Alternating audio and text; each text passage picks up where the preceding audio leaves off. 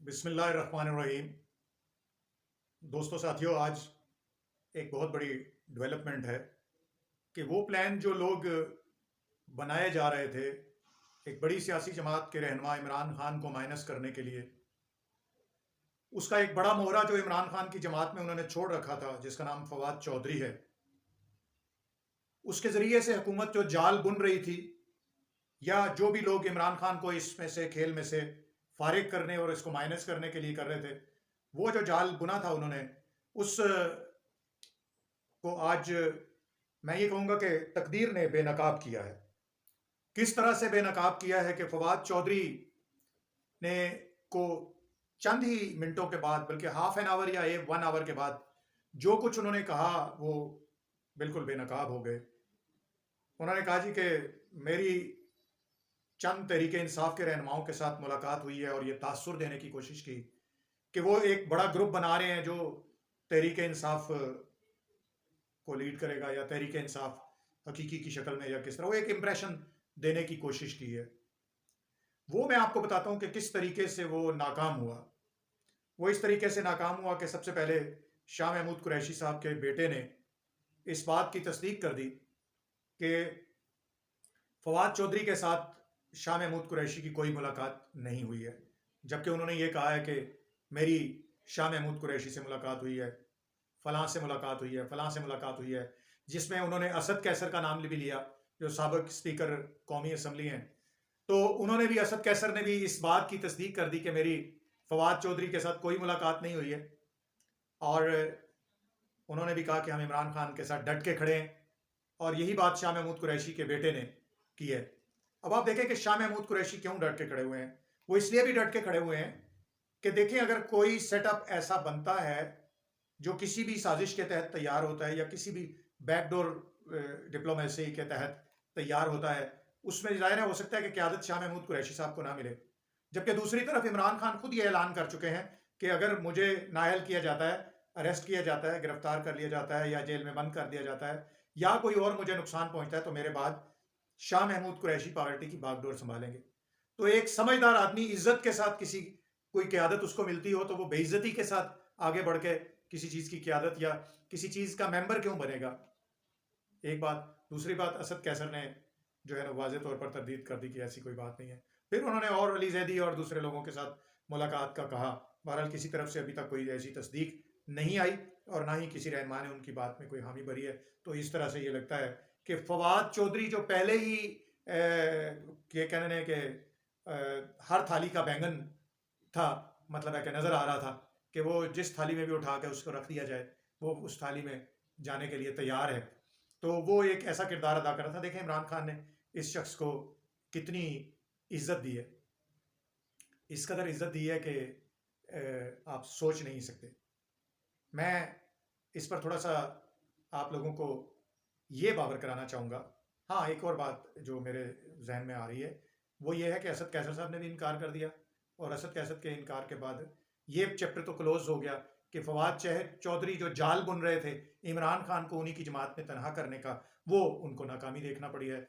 और फिर ये है कि मैं जो जिस चीज़ की तरफ तवज्जो दिलाना चाहता हूँ आपको, वो ये बात है कि देखें, हमारे तमाम सियासी जमातों के रहनुमा, मेरे लिए सब लोग मुअज़्ज़िज़ हैं, जिनमें पाकिस्तान मुस्लिम लीग नून के भी रहनुमा, पाकिस्तान पीपल्स पार्टी के रहनुमा, ANP के, जमीयत उलमा इस्लाम के, सभी मेरे लिए बाइसे बसत एहतराम मैं इनके लिए एक अर्ज़ करूँ कि जब भी टूट फूट का शिकार जमातें होती हैं तो कौन से लोग हैं जो जमातों में को तोड़ने फोड़ने का किरदार अदा करते हैं। तो मैंने एक किताब आज आपके सामने ये रखी है, इसका हवाला मैं आपको देना चाहता हूँ। भैया ये ज़रा किताब मुझे दिखा देंगे, भैया ये किताब मुझे दिखा देंगे ज़रा जी। मैं इस किताब का हवाला आपके सामने रखना चाहता हूँ। देखें, आप तमाम मेरे पाकिस्तानी दोस्त जो सियासत से थोड़ी बहुत दिलचस्पी रखते हैं, वो ये किताब लिखी है वकील अंजुम साहब ने। इस किताब को ज़रूर पढ़िए। इस किताब का जो टाइटल है वो सियासत के फ़िरऔन है, यानी पाकिस्तान में जो सियासी फ़िरौन हैं वो कौन लोग हैं और किन के बारे में है। ये किताब मुसन्निफ़ ने इसको बहुत अच्छे तरीके से तरतीब दिया है। अब इस किताब में मैं आपको क्या बताना चाहता हूँ, मैं अब ये किताब तो आपको पढ़ के नहीं सुनाऊंगा, लेकिन इसमें आपको मैं कुछ चीज़ें ये बताना चाहता हूँ कि मुसन्निफ लिखता क्या है, बताता क्या है हमें। हम अपने मुल्क में सियासत पर लिखी गई किताबों को ना पढ़ते हैं, ना देखते हैं, और फिर उनसे सीखते भी कुछ नहीं है अपनी तारीख से। और जो कौमें अपनी तारीख से कुछ सीखती नहीं है, वो आगे भी दुरुस्त तरीके से जो है ना, वो चल नहीं पाती हैं। अब इसमें मुसन्निफ ने यह बयान किया है कि अंग्रेज़ों के वफादार जागीरदार ऐवानों में कैसे पहुंचे हैं, वो सारी इसको बताता है। और फिर ब्यूरोक्रेसी तक कैसे इन लोगों ने ये सब कुछ हासिल किया, और जागीरदारों में कौन कौन से खानदान हैं जो अंग्रेज के लिए पालिक हैं, वो कौन कौन से खानदान हैं जो अंग्रेज के ले पालिक खानदान हैं। उस सियासी नवाजशात हासिल करके ये लोग हुकूमतों में पाकिस्तान बनने के बाद एक मुकाम इन्होंने हासिल कर लिया, जिसमें उन्होंने बताया हुआ डेरा गाजी खान के मज़ारी हैं, और डेरा गाजी खान के लगारी हैं, और डेरा गाजी खान के दरेशक हैं, डेरा गाजी खान के खोसे हैं, भावलपुर के नवाब हैं, खानगढ़ के नवाबजादे हैं, मुजफ्फरगढ़ के गोरमानी हैं, लुडन के दौलताने हैं, मुल्तान के कुरैशी हैं, मुल्तान के गिलानी हैं, मुल्तान के गर्देजी हैं, खानीवाल के डाहे, लाहौर के ममदोट, लाहौर के मोक्कल, लाहौर के गजलबाश, लाहौर के कलां शेख, लाहौर के बुखारी फ़कीर, रब्वा के मरजई, गुजरांवाला के चट्ठे, गुजरात के नवाबजादे, पीर कमालिया के खरल, झंग के सैयद सयाल रजवे, सरगोदा के टवाने, सरगोदा के नून, जहांआबाद के टवाने, पिंड दादन खान के खोखर, जेलम के राजे, दारापुर, जेलम के चिब राजे, रावलपिंडी के गखड़, रावलपिंडी के अलीपाल, अटक के गोंदल, अटक के जोधरे, अटक के घीबे, अटक के खट्टड़, अटक के मखड, अटक के अवान, कालाबाग के नवाब, ईसा खेल के न्याजी, मियाँ वाली के मियाँ और मियाँ वाली के बच्छर। ये लोगों के बारे में सियासत का फ़िरौन, ये इन्होंने किताब लिखी है, बहुत ही प्यारी किताब है। मैं सियासत के तालिब इल्मों को ये रिकमेंड करूँगा कि इस किताब को पढ़ें। आप पढ़ने का क्या फ़ायदा होगा कि आप ये समझेंगे कि जैसे फवाद चौधरी है। देखिए, मैं इमरान खान का कोई वकील नहीं हूँ कि मैं उनका यहाँ दिफा कर रहा हूँ। मैं तो सियासत से सीखने वाला आदमी हूँ, सियासत का तालिब इल्म हूँ, सहाफ़त का तालिब इल्म हूँ, सीखता हूँ और अपने आगे लोगों को ये बताता हूँ कि कैसे इससे सीखा जाए। अब मेरे कहने का मकसद ये था कि ये जो बड़े बड़े ख़ानदान हैं, इनके बारे में आप पढ़ें। किस तरह जो बर्रे सगीर में आज़ादी की तहरीक चली थी, मुसलमानों ने अंग्रेज़ों से आज़ादी हासिल करने के लिए जो जद्दोजहद की, इस आज़ादी को कुचलने के लिए इन ख़ानदानों ने क्या किरदार अदा किया, और फिर अंग्रेज़ से बड़ी बड़ी जायदादें लेकर पाकिस्तान बनने के बाद ये मुअज़्ज़ज़ बनकर एक बार फिर मेरे और आपके और आम आवाम के सरों पर ये आ बैठे, जिन्हें हम आजकल इलेक्टेबल्स के नाम से याद करते हैं। और ये इलेक्टेबल्स हमारे सरों पर बैठ जाते हैं, फिर हुकूमतें तोड़ने, बनाने और जोड़ने का काम यही लोग करते हैं। और इस्टेब्लिशमेंट, क्योंकि इनको पता होता है कि ये लोग पहले ही बड़े लालची हैं, और ज़मीनें लेकर, जायदादें लेकर, पैसे की खातिर, कारोबार बचाने की खातिर, मिलें, फैक्ट्रियां बचाने की खातिर, अपने ज़राए आमदनी बचाने की खातिर, अपनी आसाइशें और अपना आराम बचाने की खातिर इन लोगों को आसानी के साथ काबू किया जा सकता है। तो यही लोग हैं जो पाकिस्तान में आज तक जितनी सियासी बदअमनी है, पाकिस्तान पीपल्स पार्टी से जब भी लोगों को तोड़ा गया, यही इलेक्टेबल्स तोड़े गए। पाकिस्तान मुस्लिम लीग नवाज से जब लोगों को तोड़ा गया, तो यही इलेक्टेबल्स थे जो इधर से उधर चले जाते हैं और उधर से इधर चले जाते हैं।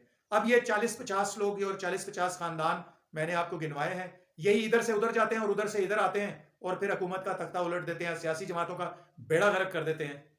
बस मेरी आपसे यही दुआ है कि हम सब मिलकर एक दुआ करें कि जो जो पाकिस्तान को इस हालत में पहुंचाने का जिम्मेदार है, ए अल्लाह करीम उस शख्स को निस्तो नाबूद कर दे।